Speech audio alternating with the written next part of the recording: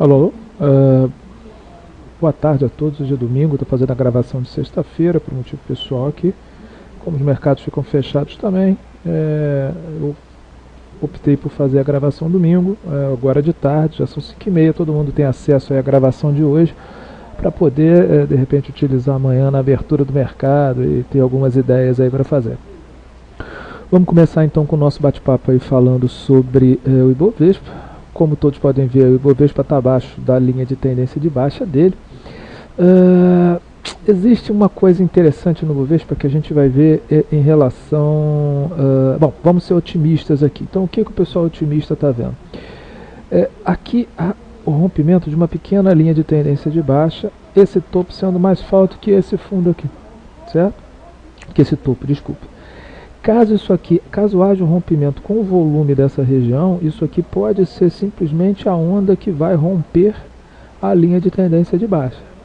Quando a gente joga a nossa média aqui, olha, realmente isso aqui, essa linha que vem servindo como resistência, ela pode ser rompida aqui. E aí ela vai passar a ser suporte, e aí a tendência de baixa mudou, amigos.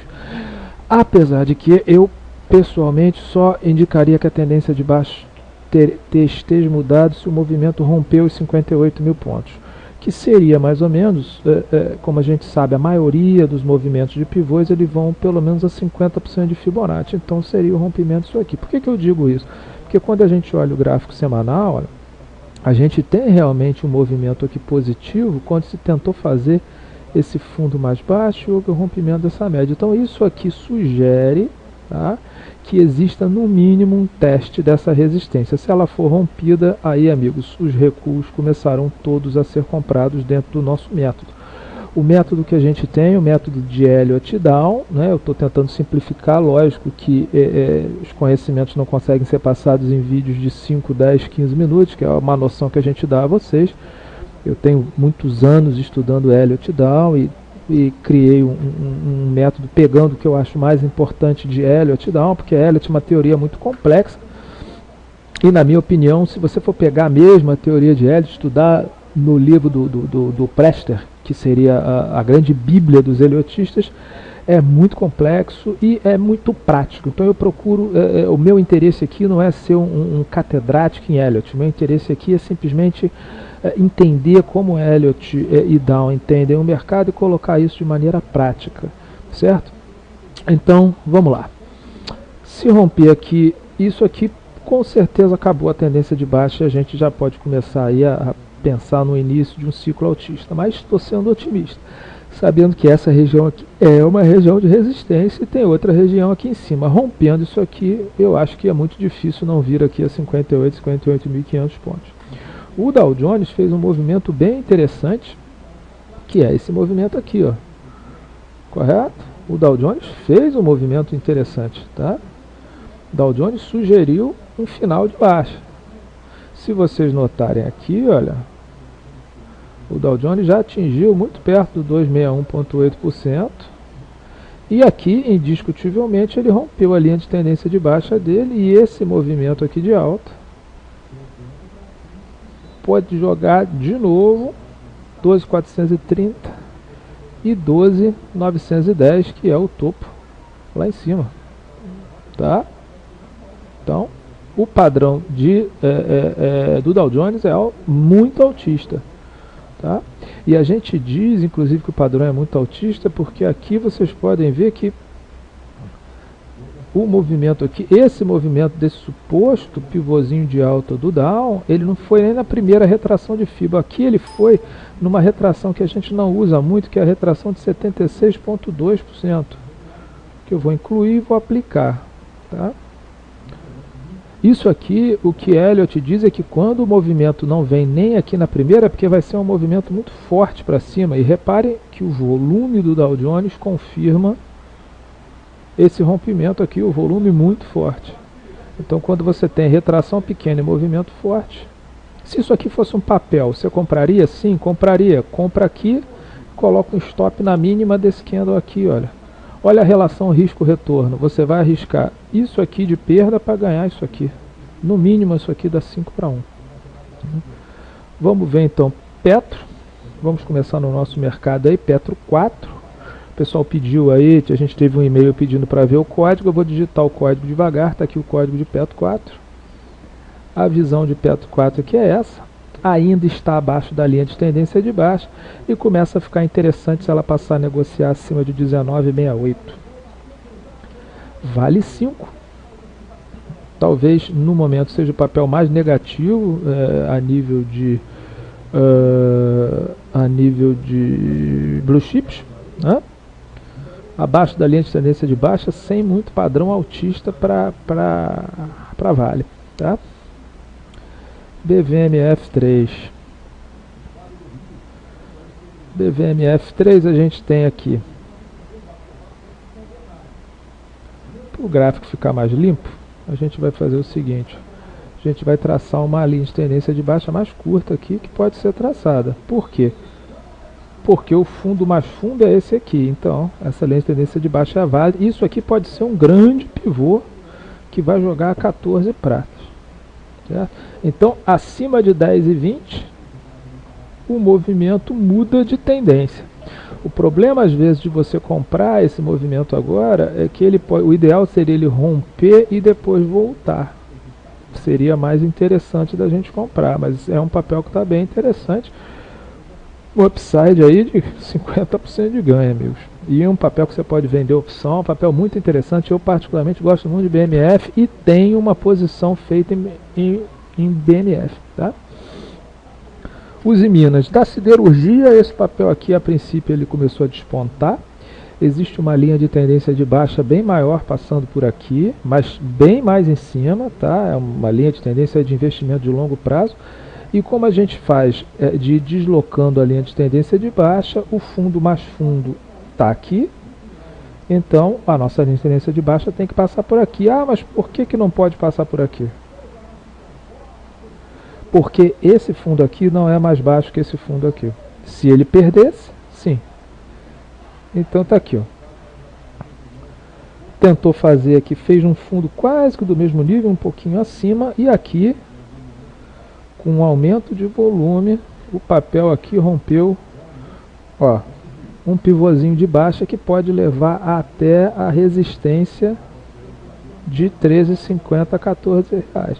Mas pelo menos até aqui, nessa região aqui de 12,97, é uma região que pode ir. Estou comprado no papel. Estou comprado no papel dentro do nosso método que a gente ensina. Eu particularmente comprei o papel aqui, ó, nessa região aqui. Meu preço de compra no papel é 10,65, tá? E daqui para frente ele rompeu nas últimas... Esse é um gráfico de 30 minutos, rompeu nas últimas 3 horas de pregão. O papel tá bonito. GGBR4. A gente tem aqui então um padrão parecido de um suposto pivôzão. Aqui no caso seria um pivôzão de alta. Então a expectativa altista é que esse aqui seja a onda 1, esse aqui seja a onda 2, isso aqui seja o início da 3. E aí, se romper aqui, ó, a 3 projetaria então entre 19,02 e 19,64 como objetivo desse movimento aqui, que é muito interessante. Então olha a relação risco-retorno, a gente vai comprar acima de 14,18 com stop em 13,27. Rompendo 15,14 a gente pode aumentar a posição porque rompe o pivô maior. Isso aqui é um uso prático da teoria de Elliott, você entender a onda maior e os subciclos que se formam aqui embaixo, certo? CSNA3, tá lá, para quem está vendo lá, olha, tá aqui. Tem um padrão gráfico bem parecido, vou tirar isso aqui para limpar o meu gráfico. E aqui é um padrão parecido com o padrão de Gerdau, tá? Então tá aqui o padrão de Gerdau. Com a compra se seria o rompimento dessa linha vermelha em 15,16 com stop aqui, aumentando 16,82, a gente projeta lá em cima, a gente pode projetar aqui essa onda também, ó. Olha aqui, ó, vai acontecer a mesma coisa, tá?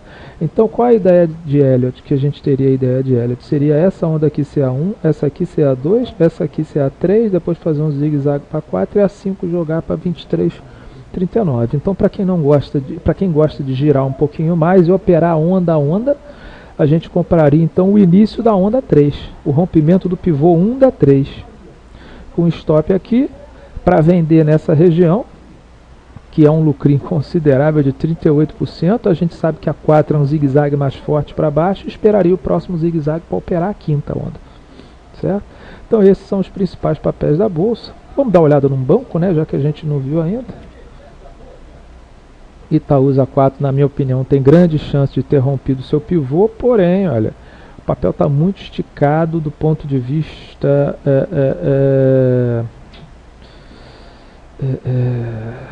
de indicadores, tá? Indicadores muito comprados não é o ideal. O ideal é você sempre comprar os papéis com indicadores vendidos. Olha, como aqui nessa região poderia ter sido comprado. Ó, aqui nessa região poderia ter sido comprado. Tá? Papéis interessantes da gente comprar. Desculpe. Bom, acabamos então a parte de blue chips, que eu acho que é o que interessa. Alguns papéis interessantes da gente ver, menos liquidez. Olha, IOSP e Maxion, na minha opinião, rompeu um belíssimo pivô de alta. E olha o que aconteceu aqui, teve um gap, então é difícil prever, mas um belíssimo pivô de alta rompido. Um outro papel que merece atenção é Cosan, tá? Mas também, na minha opinião, está fora do ponto de entrada. Quando acontece isso aqui com o papel rompe já muito esticado, porque houve um movimento muito forte. O ideal é que a gente espera que o papel aqui lateralize um pouco. Eu vou dar um exemplo para vocês, olha. Acho que é Ciel. Aqui, ó. Olha o que aconteceu aqui. Rompeu aqui, rompeu esticado, tá vendo? Aí o que aconteceu depois? O papel acaba lateralizando e vai dar chance de uma compra, se Deus quiser, daria a chance de uma compra logo aqui depois, tá? Então a gente espera que a Cosan deixe a gente fazer isso, tá? Eu esperaria então que Cosan, mesmo que subisse mais um pouquinho, mas que ela lateralizasse de maneira, por exemplo, que as médias, a gente diz que existe, né, ou o preço vai em direção à média ou a média vai em direção ao preço. Então quando a gente bota aqui a VisaNet, que é a Ciel 3, o que aconteceu? O preço subiu e depois ele lateralizou e as médias foram em direção ao preço. E aí você começa a comprar os recuos, certo? Mas é um papel interessante Cosan. Para quem está vendo prazo maior, papel que eu tenho, TOTS 3. Por que eu comprei TOTS 3? Está aqui, ó. Minha compra de TOTS 3 foi aqui. Eu me utilizei aqui de um pivô do gráfico diário, marquei aqui.